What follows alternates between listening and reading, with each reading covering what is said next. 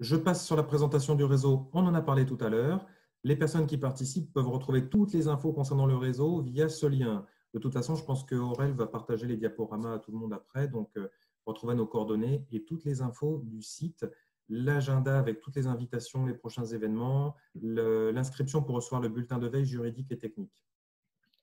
Donc, dans le contexte réglementaire actuel, j'en parlais tout à l'heure en intro rapidement en disant qu'on avait eu la loi AGEC, anti-gaspillage et économie circulaire, qu'on avait aussi la loi transition énergétique et croissance verte de 2015 qui en fait avait généré aussi un nombre d'obligations pour la question du bâtiment et des travaux publics quand on est un maître d'ouvrage public, en obligation d'intégration de matériaux recyclés dans les chantiers. Deux axes principaux à travailler et à sécuriser dans les contrats de la commande publique, déjà depuis la loi de 2015, mais encore plus aujourd'hui avec la loi anti-gaspillage et économie circulaire. Ça va être à la fois la sécurisation de la gestion des matériaux qui sortent de vos chantiers, qu'on va considérer dans une bonne partie des cas comme des déchets, sauf si on arrive à faire un travail en amont qui permet d'éviter de les faire rentrer dans ce statut de déchets et de les laisser dans le statut de matériaux de réemploi. Donc, première chose à sécuriser dans vos futurs contrats actuels et à venir, la gestion des matériaux. Vous en êtes responsable jusqu'à la fin. S'il y a un pépin, c'est vous, la collectivité et les élus qu'on vient chercher. La deuxième chose, c'est la possibilité d'appeler des innovations, matériaux biosourcés, innovations locales, sans faire du localisme, mais bon, si on identifie des opérateurs des innovations locales, c'est ça qu'on va essayer d'appeler aussi. Et bien entendu, l'appel de matériaux soit recyclés, soit de réemploi, soit réutilisés dans vos futurs chantiers de construction-rénovation. Donc voilà, deux axes distincts, gérer les déchets et appeler des innovations. Si on regarde, j'en parlais tout à l'heure, donc je ne reviens pas dessus, je l'ai dit en intro, le code de la commande publique est récent et le cadre juridique de l'achat public évolue tout le temps. Donc là, cette année, le Covid a fait évoluer en mars et il a encore fait évoluer en octobre avec ses dispositions sur les marchés de travaux. Gardez-le en tête, jusqu'au 31 décembre 2022, jusqu'à 100 000 € hors taxe d'achat concernant des travaux, vous pouvez travailler avec des opérateurs sans publicité ni mise en concurrence. Ça vous donne la liberté de travailler de gré à gré avec des opérateurs locaux en clair. Le message que j'évoquais également tout à l'heure, c'était que le code de la commande publique était récent, mais qu'il faisait la part belle à la prise en compte du cycle de vie dans vos contrats de la commande publique. De ce fait, on vous demande en termes de philosophie aujourd'hui dans le cadre de la commande publique de ne plus réfléchir en prix, mais de réfléchir en coût. Et quand on achète du bâtiment, qu'on se projette sur plusieurs décennies par rapport au cycle de vie d'un bâtiment, c'est d'autant plus intéressant d'avoir les outils juridiques pour travailler le coût puisque le secteur du bâtiment s'y prête totalement. Se projeter en réflexion, on n'est plus sur le prix catalogue d'un bâtiment à la livraison avec la conception et la réalisation. On est aussi sur la phase d'exploitation, la maintenance et la fin de vie de ces futurs matériaux, futurs bâtiments. Donc cette approche cycle de vie, il y a tout l'outillage dans le code de la commande publique. Aujourd'hui, on vous demande donc d'appréhender la notion de cycle de vie. Alors, ça ne s'improvise pas, on n'est pas tous ingénieurs en cycle de vie. L'idée, c'est qu'on va déjà s'approprier une approche cycle de vie. Et donc, déconnecter notre approche prix-catalogue à la livraison pour mieux prendre en compte les autres coûts qui vont être à la charge de votre structure, peu importe sa typologie, office public de l'habitat, collectivité ou établissement médical. Vous aurez toujours des charges de maintenance, de fonctionnement des bâtiments qu'il sera intéressant de pouvoir évaluer au préalable afin d'avoir la solution économiquement la plus efficace pour votre portefeuille. Aujourd'hui, le Code de la commande publique a aussi dans sa philosophie la volonté d'ouvrir la commande publique, les contrats de la commande publique aux TPE-PME, donc entre guillemets aux opérateurs qui ne sont pas des grands trusts.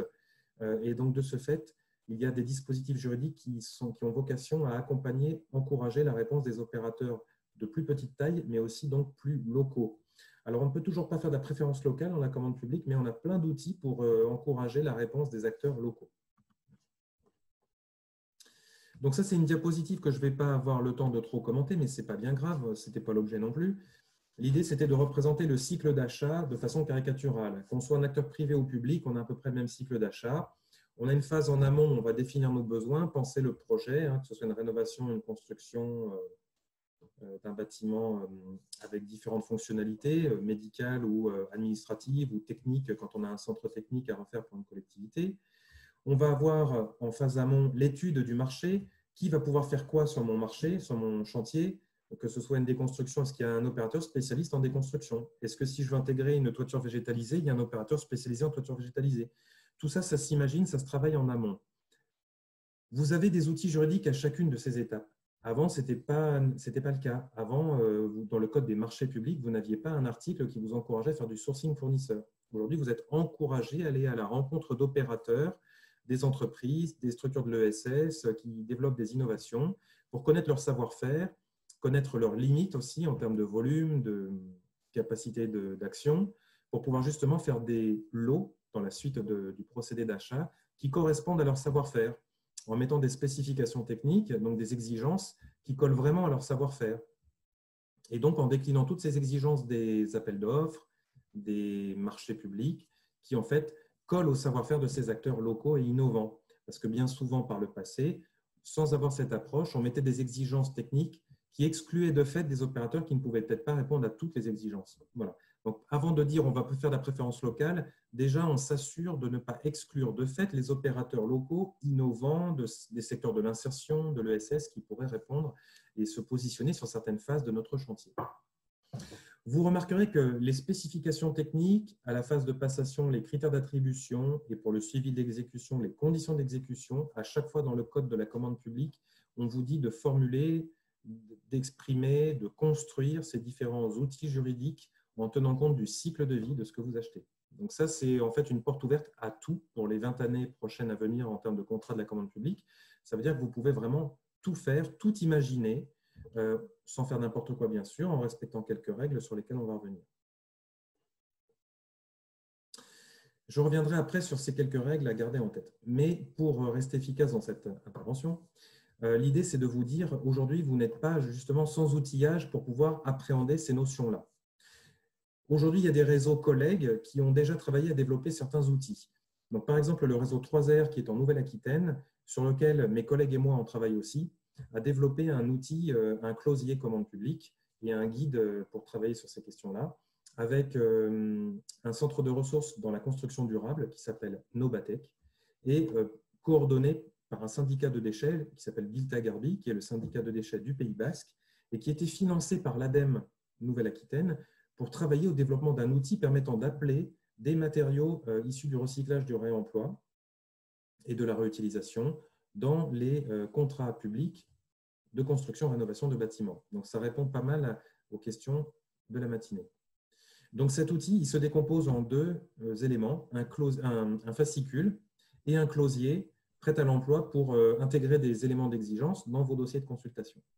Donc, je vous ai remis les liens là, sur cette diapo pour télécharger librement, gratuitement ces outils.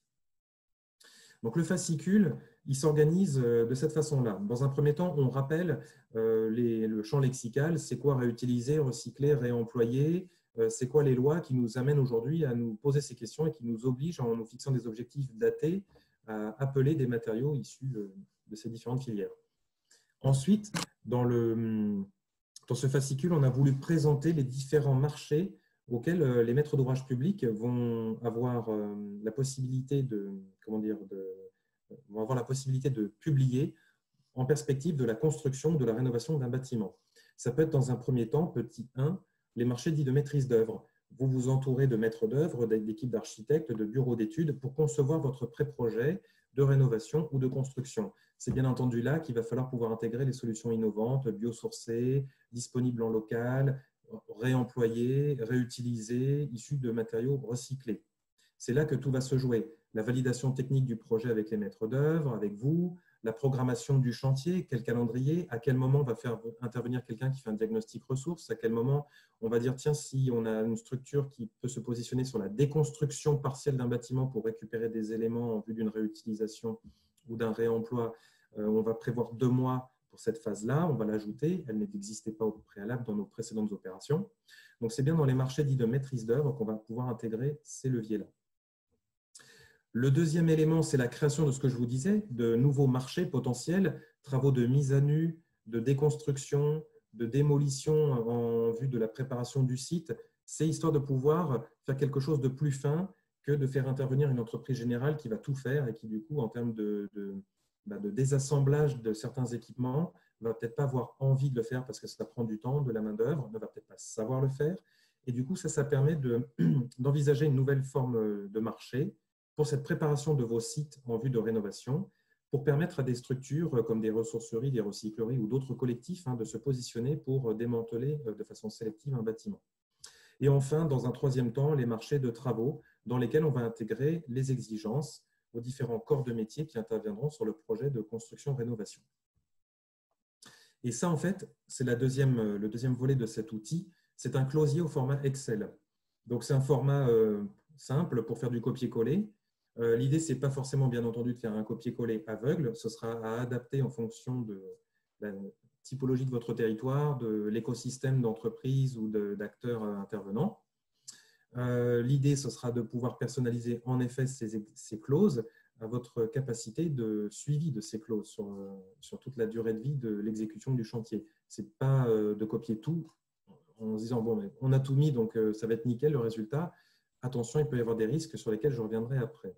Donc, toutes les exigences, en tout cas, qui ont été intégrées dans ce document Excel copier-collable, ont été validées, verrouillées par des responsables de la commande publique dans des différentes collectivités ou offices publics de l'habitat.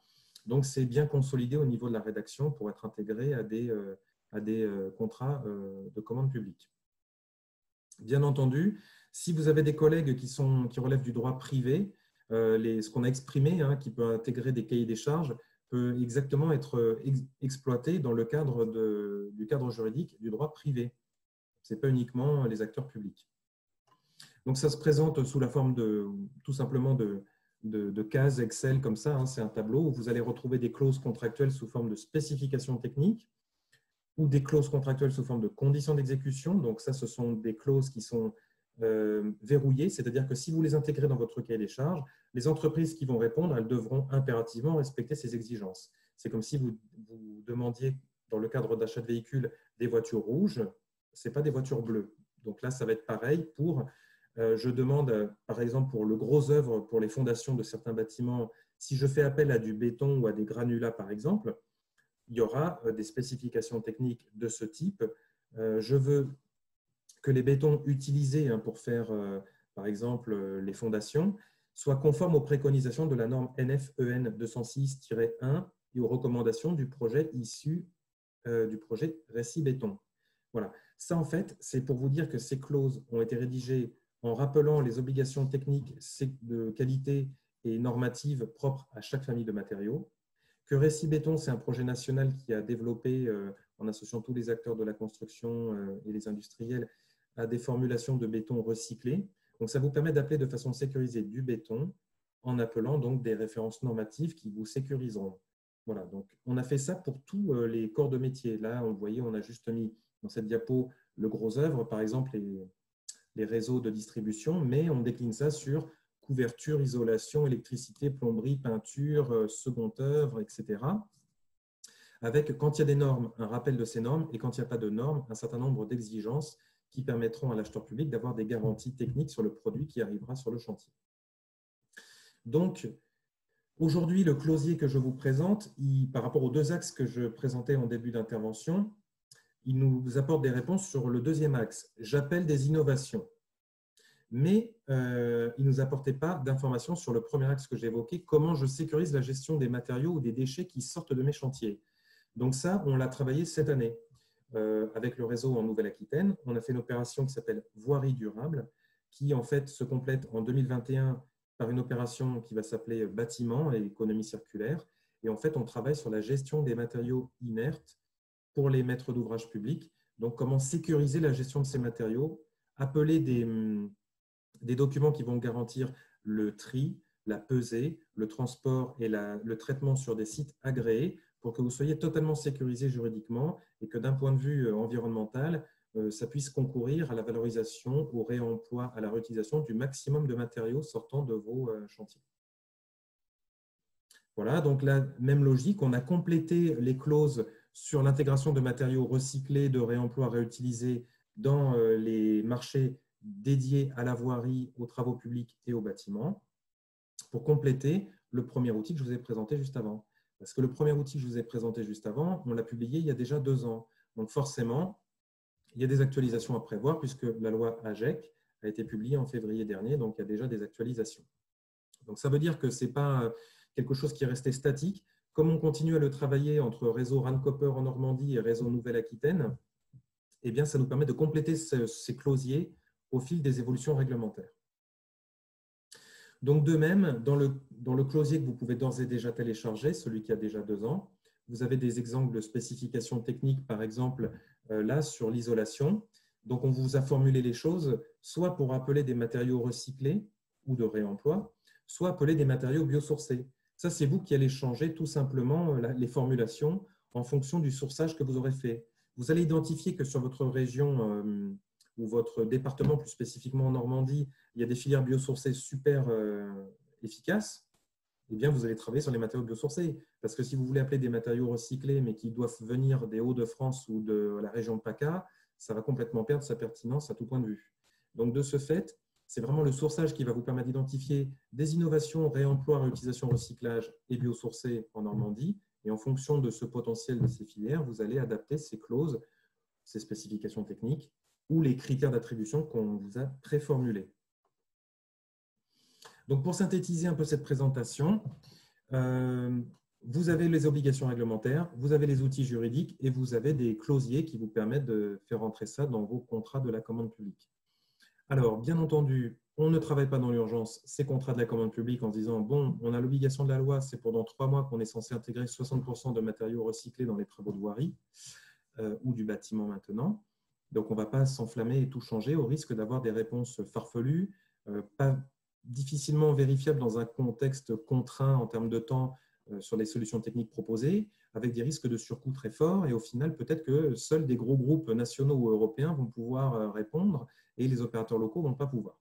Donc, on fait plutôt un travail en anticipation sur des chantiers qui sont programmés pour dans 6 mois, voire 1 an, pour prendre le temps de faire le sourçage et d'intégrer les clauses qu'on va être en capacité de maîtriser.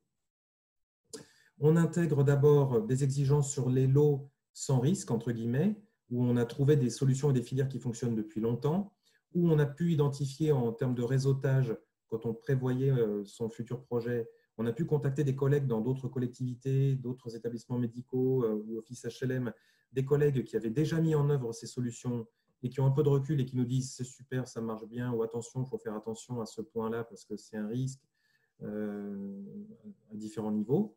Et ensuite, quand on a pu identifier ces solutions qui sont mûres et qui fonctionnent bien, eh bien, on va se concentrer en priorité sur celles-ci. On fait de l'allotissement, comme je le disais tout à l'heure, parce que c'est un des leviers pour permettre à des structures qui ont un cœur de métier bien particulier de se positionner. Parce que si on fait des lots ou des marchés trop globaux, il n'y a que les gros qui vont se positionner. Voilà. Alors que si on fait un allotissement par spécialité ou innovation qu'on a trouvé sur le territoire, eh bien, ça va être là qu'on va pouvoir, par exemple, faire un lot isolation en matériaux biosourcés, par exemple. Mais si on fait un lot global de rénovation ou d'aménagement du second œuvre, eh bien, on va noyer ça dans une entreprise générale qui va vous mettre, qui va peut-être pas être spécialisée d'ailleurs en pose de matériaux biosourcés, qui va aller chez Brico Dépôt ou un autre intervenant, vous cherchez de la laine de bois, mais qui ne va peut-être pas savoir comment la positionner dans les règles de l'art. Bien entendu, comme je le disais, on fait un allotissement, mais on met aussi des clauses qui correspondent au savoir-faire et des critères d'attribution qui correspondent au savoir-faire des acteurs avec qui on est motivé, avec qui on a envie de bosser. Ne pas donner une prédominance au critère prix. Comme je le disais en intro, le Code de la commande publique nous invite à réfléchir en coût et plus uniquement en prix. Réfléchir en coût, c'est, comme je le disais, réfléchir en valeur technique, en capacité d'innovation, en capacité à intégrer en temps et en heure des matériaux innovants, des solutions innovantes. Mais c'est aussi pouvoir réfléchir à une efficacité dans le temps pour que le bâtiment soit sobre et donc nous permettre d'avoir une réflexion en coût et pas en prix d'achat. Les critères d'attribution, vous pouvez inventer ce que vous voulez en termes de critères d'attribution à condition de respecter les principes de la commande publique et ça on pourra en discuter plus tard. Et bien entendu, le dernier point, c'est peu importe comment vous allez intégrer vos exigences dans vos contrats d'achat, n'intégrez que les exigences que vous allez pouvoir maîtriser du début à la fin. Trop souvent, on entend « oui, j'ai mis des exigences, un critère performance en matière de développement durable sur 10 points, mais comme je ne sais pas le noter, j'ai mis 10 à tout le monde, comme ça au moins, voilà. » Ça, ce n'est pas possible. Il vaut mieux ne rien faire du tout que de faire ça. Il vaut mieux faire des critères qui vont questionner des points bien particuliers, qui vont appeler des réponses et des modes de preuve de la part des entreprises intervenantes bien précis, que vous allez pouvoir recouper et croiser pour contrôler et vérifier. Donc, si on ne peut pas faire ce travail de suivi de la bonne exécution et de la remise des documents qui vont prouver que tout ce que vous avez demandé a été correctement mis en œuvre, il vaut mieux se concentrer que sur celles qu'on va maîtriser plutôt que d'en mettre des tartines. Dernier point, récemment a été publié un guide matériaux de construction biosourcés dans la commande publique. Donc, il est à connaître. Il y a un panorama de l'offre en matériaux, tout ce qu'on peut travailler en matériaux biosourcés, un rappel des leviers juridiques qui va plus dans le détail que ce que j'ai pu présenter là en un quart d'heure. De premiers retours d'analyse technique et économique sur l'efficacité de ces solutions, des conseils pour organiser votre sourçage, qui contacter pour trouver des solutions sur vos territoires, et enfin des exemples de rédaction de vos contrats de la commande publique intégrant les solutions biosourcées. Voilà. Donc là, comme je vous le disais, c'était l'histoire de pouvoir vous donner une perspective d'outillage, qu'on soit sur le réemploi, recyclage, réutilisation ou qu'on soit sur les matériaux biosourcés, on a l'outillage pour la commande publique. Et pour finir, donc, en 2021, la région et l'ADEME sont en train de finaliser la construction d'une opération collective visant à accompagner 10 maîtres d'ouvrage publics en Normandie sur l'intégration de ces enjeux dans leur contrat de la commande publique. Voilà, donc le réseau Run-Copper participera à cette opération. Et c'est une opération inédite en France et même plus loin, on pourrait dire dans le monde entier, puisque non seulement il va y avoir un accompagnement juridique et technique, mais il va y avoir un accompagnement au changement des pratiques avec une équipe de psychosociaux des organisations qui vont accompagner les équipes de ces maîtres d'ouvrage à repenser un peu leur métier, à identifier leurs freins, à les dédramatiser pour que en fait, les démarches d'économie circulaire dans le bâtiment ne soient pas juste un coup d'essai dans le cadre de cet accompagnement, mais soient réellement intégrées aux pratiques des agents de ces structures qui seront accompagnés. Donc, à suivre sur 2021-2022. Merci de votre attention. Merci beaucoup Frédéric. Écoute, avant d'intervenir, je vais laisser la parole à Mélanie, Fatia ou Sabrina si vous voulez réagir directement à la présentation de Frédéric. Et je vous invite aussi, lorsque vous prendrez la parole, à vous présenter. Voilà, on est très peu nombreux sur la table ronde, donc on peut prendre un petit temps quand même pour savoir qu'est-ce qui vous a amené à vous inscrire et pourquoi cette table ronde-là spécifiquement. Et aussi, voilà, si vous avez des questions pour Frédéric. Je vous laisse la parole.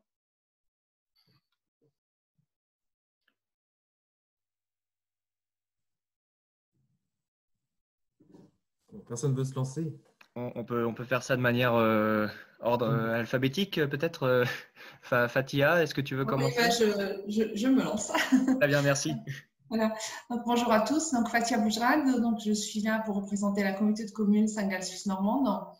Et moi, je me suis inscrite sur cette table ronde plus pour un projet local, on va dire. On a un bâtiment sur notre commune qu'on veut réhabiliter. Et donc, ça m'intéressait de voir ça en amont. Justement, votre dernière slide sur les ouvrages qui peuvent être accompagnés par l'ADEME Région, c'est quelque chose qui m'intéresse. Donc, on aura les démarches plutôt début d'année? Oui, en fait, là, c'est en train d'être finalisé au niveau du montage financier par l'ADEME, la région. Et ensuite, il y aura un petit appel à manifestation d'intérêt. Il y aura un dossier de candidature que les collectivités pourront remplir. Et il y aura une sélection des candidats pour identifier ceux qui seront accompagnés. Donc, au premier trimestre 2021, devraient être diffusés ces dossiers de candidature. Vous aurez les infos sur le site du Run-Copper. On fera un mail, plusieurs mails dans la base de données du réseau, mais je pense que l'ADEME et la région communiqueront aussi. Donc, on en parlera sur Nessie, bien entendu. Donc, Fatia, si vous voulez être sûr d'avoir les infos, soit vous nous envoyez un mail sur l'adresse du Run-Copper et on vous intègre à la base de données, vous recevrez les infos, soit en effet par Nessie, sur lequel, la plateforme qui a été présentée en intro ce matin, vous aurez également les infos. Ok, ça marche. Merci beaucoup.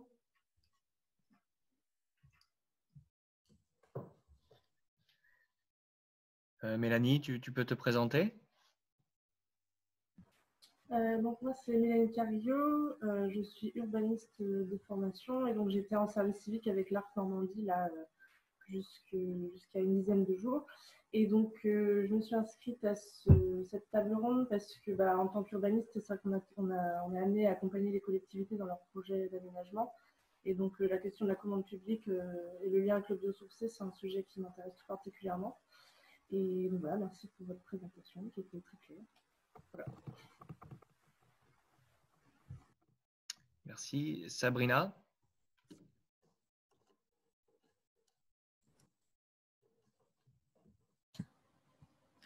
Bonjour, donc moi je suis Madame Sabrina Cherven, donc moi je m'occupe de la commande publique de la ville d'Avranches et de l'agglomération de Normandie-Mont-Saint-Michel et je travaille à hauteur de 20% donc avec Frédéric à la PESA. Donc moi en fait j'ai un petit peu de casquette pourquoi je suis venue sur cette table ronde et pourquoi j'ai souhaité participer aujourd'hui à la plénière. Donc la première par rapport pour essayer d'avoir le maximum d'informations parce que je vais être amenée à travailler sur plusieurs dossiers de travaux et particulièrement de bâtiments. Donc, c'était pour essayer de capter des informations que je n'avais pas forcément. Voilà, donc ça, c'est pour le côté table ronde. Et puis, concernant ma collectivité, il devrait y avoir à venir des projets assez structurants avec des grosses volontés d'éco-construction. Donc, la connexion avec cette table et le lien avec la HARP, puisque je pense qu'on va pas tarder à vous solliciter pour pouvoir voir comment on pourrait travailler sur des projets. Je crois qu'il y a une histoire de 3 bâtiments et avec une grosse volonté. Voilà, donc je voulais connecter les deux choses entre mes connaissances, faire remonter aux élus, etc. Voilà. Super, merci beaucoup. Bon, malheureusement, c'est un peu les aléas du direct. On avait notamment Lorena Tuna de la commune d'Yvetot qui aurait dû participer à cette table ronde. Malheureusement, elle n'a pas participé. Bon, bah, écoutez, je vais basculer à la suite. Si ça ne vous dérange pas, n'hésitez pas à m'interrompre. Je vais vous partager mon écran pour vous présenter la boîte à outils des collectivités qui est proposée par l'ARP Normandie. Alors, c'est un petit peu en complément avec ce qui a déjà été dit. Voilà, ici. Ça tombe très bien que Mélanie Cario soit avec nous parce que donc elle a travaillé activement sur ce dossier-là avec moi, notamment cette année. Alors comment on en est venu à cette boîte à outils? En fait, l'année dernière, donc l'ARP Normandie a mis à jour son guide des écomatériaux normands et en fait, on était sur une lancée où on avait envie de mettre un petit peu à jour toute la documentation de l'ARP et on avait 2 autres guides, le guide de la rénovation thermique du bâti ancien et le guide également de l'appui aux collectivités et de la commande publique. Et en fait, on était donc sur cette lancée-là et donc on en parlait avec l'ADEME et la région. Et en fait, au fur et à mesure des réflexions, on se disait mais est-ce que c'est vraiment si pertinent que ça de constamment mettre à jour les guides alors qu'en fait, peut-être qu'il y a déjà mieux ailleurs. Et donc, c'est là qu'est émergé cette idée de boîte à outils, plutôt de centraliser des documents qui nous semblent pertinents ou qui sont pertinents pour nos partenaires et tout simplement renvoyer directement vers les sites des personnes concernées, de les citer et de valoriser le travail qu'ils ont déjà fait. Donc, on a essayé de collecter tout au long de l'année essentiellement des PDF, même si cette boîte à outils a vocation aussi à donner des liens vidéo et puis évidemment des liens vers des sites internet. Et l'objectif, c'était de créer un outil qui soit fluide et vraiment pratico-pratique pour une personne qui débarque sur le site internet de l'ARP. Donc, je vais vous la présenter aujourd'hui. Surtout, Mélanie, si tu as des compléments, tu n'hésites pas à m'interrompre. Donc, lorsque vous allez sur le site de l'ARP Normandie, vous avez donc une colonne qui est dédiée à l'appui aux collectivités. Et dessus, vous aurez 2 sous-catégories, élucider la boîte à outils des élus et les expertises sur les écomatériaux que l'ARP propose plus particulièrement aux maîtres d'ouvrage hors particulier. Et pour être honnête, ça concerne essentiellement des collectivités. En général, on en fait 6 par an, mais ça a vocation quand même à se développer. Donc vraiment, c'est pour l'usage spécifique des écomatériaux locaux biosourcés, bien entendu, vu que c'est plutôt notre domaine de prédilection. Donc, je vous présente cette boîte à outils. Voilà, elle se présente comme ça. Vous avez le logo ici, le moteur de recherche qui est un moteur de recherche dynamique. Donc, c'est la première option que vous pouvez choisir. Je vais donner un exemple, mais si je commence à taper un mot, en l'occurrence, le moteur de recherche commence directement à aller chercher dans la base de données et va vous proposer soit des mots, si vous n'avez pas fini, soit directement des titres d'ouvrages qui possèdent ces mots-là ou qui a eu une catégorie ou une sous-catégorie qui a été rattachée à ce document. Donc, ça paraît tout bête, mais d'un point de vue technique, ça a demandé l'appui notamment d'un webmaster qui a dû donc paramétrer l'ensemble de cet outil. Voilà, déjà, imaginons qu'un élu ait un mot-clé en tête ou vraiment une idée très précise, il peut passer par là. Mais sinon, en amont, grâce au travail notamment que Mélanie a fait tout au long de l'année, sur la centaine de PDF qu'on a pu trier, on a remarqué qu'il y avait quand même des catégories qui étaient un petit peu récurrentes parmi tous les documents qu'on a réussi à collecter. Et donc, il y en a 5 qui sont ressortis, l'éco-conception, la résilience, la sensibilisation à la population, la sensibilisation des professionnels et vivre avec le biosourcé au quotidien. Donc, on a également fait on va dire un tri de ces documents et de ces liens. Donc, soit vous avez l'ensemble de ces catégories que vous pouvez retrouver sur la page, soit si la personne souhaite cliquer directement, voilà, c'est quelque chose d'assez dynamique. Et on va pouvoir aller dessus. Je vous montre un exemple. Voilà. Donc là, c'est le deuxième échelon de cette boîte à outils. Soit vous avez l'ensemble des documents qui sont là. Il y en a certains qui sont encore en cours d'importation, mais vous voyez que globalement, c'est les images des PDF qui sont tout simplement reprises. Et là, vous pouvez déjà faire un premier filtre, soit par type de document. Donc, comme je vous l'ai dit, PDF, il y aura vidéo et il y aura lien externe, et les sous-catégories de l'éco-conception, si c'est de la méthodologie qui vous intéresse plus particulièrement, si c'est juste vous renseigner, si vous avez justement besoin de vous lancer dans quelque chose. Et bon, voilà, je ne vais pas tous vous les faire. Et on va en prendre un, pour prendre l'exemple. Voilà, imaginons que je décide d'aller sur ce document-là, réussir une construction publique écologique et le rôle clé du maître d'ouvrage. Vous aurez à chaque fois un petit résumé et vous aurez accès directement au PDF avec la source que vous pourrez lire directement, voir en plein écran ou télécharger. Et vous retrouverez également sur le côté toutes les catégories à laquelle le document est rattaché, tous les mots-clés qui sont utilisés sur ce PDF et les mots-clés également de la source en tant que telle. Et vous pourrez revenir à n'importe quel moment sur la boîte à outils. Voilà. Est-ce que Mélanie, tu souhaites compléter mon propos ? Non, c'était très clair. Juste rappeler du coup que c'est un outil qui est en cours de construction et qu'on va rajouter encore des documents et que ça peut aussi être amené à évoluer, notamment au niveau des catégories en fonction des retours des utilisateurs qu'on pourra avoir. L'outil va s'améliorer petit à petit. Voilà. Tout à fait, et ça me donne une idée d'ailleurs. Je vais juste vous montrer ça parce que c'est quand même, c'est pour vous montrer un petit peu la démarche qu'on a employée. On a sollicité des élus tout au long de l'année pour pas, on va dire, livrer l'outil comme ça de but en blanc, de l'amont à l'aval ou le contraire, mais on a fait un questionnaire qu'on a envoyé à plus de 2500 élus de la région et malheureusement, on a eu 8 réponses. C'est extrêmement difficile, en tout cas pour l'ARP à l'heure actuelle, d'arriver à avoir des retours des élus, alors soit parce qu'ils n'ont pas le temps, soit parce que tout simplement la thématique ne les intéresse pas, soit peut-être parce que l'ARP n'est peut-être pas totalement bien identifié auprès des communautés de communes. Bon, ça a été une année particulière aussi vu qu'il y a eu un changement, il y a eu des élections bien sûr. Donc, ils avaient peut-être d'autres chats à fouetter à ce moment-là. Mais sachez que cette démarche, on souhaite quand même la perdurer. Ça a été fait en amont. Mais on sait très bien qu'une fois que l'outil est publié ou que le guide est fait et la mise à jour est faite, c'est à ce moment-là que les gens lancent des retours et disent bah, ça me plaît pas trop, ou j'aurais bien aimé qu'il y ait telle option.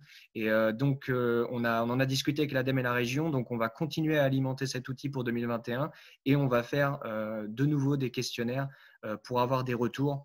Mais sachez que sur le peu de retours que nous avons eus, beaucoup demandent des informations sur les matériaux biosourcés, de la méthodologie, des contacts de professionnels. Ils sont plutôt favorables à un site internet plutôt qu'à une application.